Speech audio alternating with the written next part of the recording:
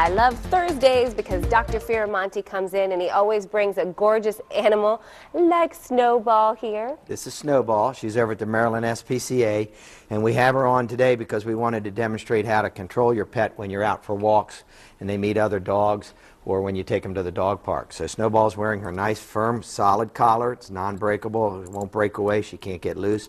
And she's on a nice, solid leash so that she's at least under control to make sure she's safe. That way, if other dogs come up, you can kind of restrict their activity for a few minutes until you're sure they're going to get along. Once you're sure they're going to get along, then you can let them play a little bit more. And she's available at the Maryland SPCA, and she's doing a great job modeling. But you brought some other things that might work, like...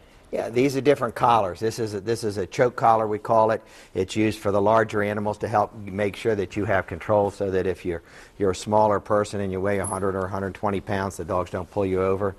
This is a halter, and this is a gentle leader collar. This collar is one that tends to go over Snowball's nose, and help keep Snowball under control a little bit more.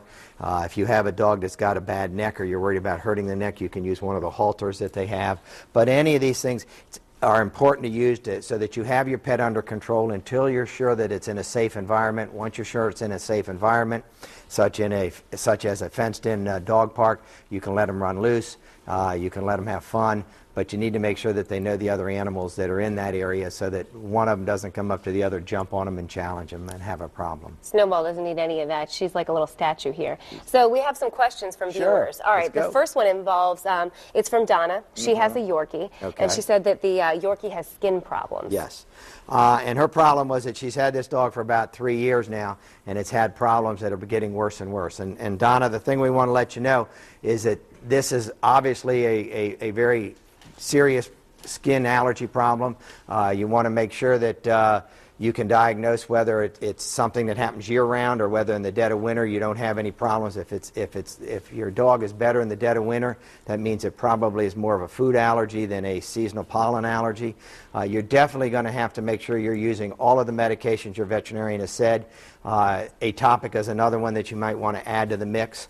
You want to see one of the veterinary dermatologists. You did mention, ask if there's some veterinary dermatologists around, and yes, we have some. I don't know whether you want me to mention them on the air or not. Yeah, go ahead if it'll help Donna. Bob Berger's over at Catonsville on Frederick Avenue. He's a great dermatologist. He will gladly spend some time with you.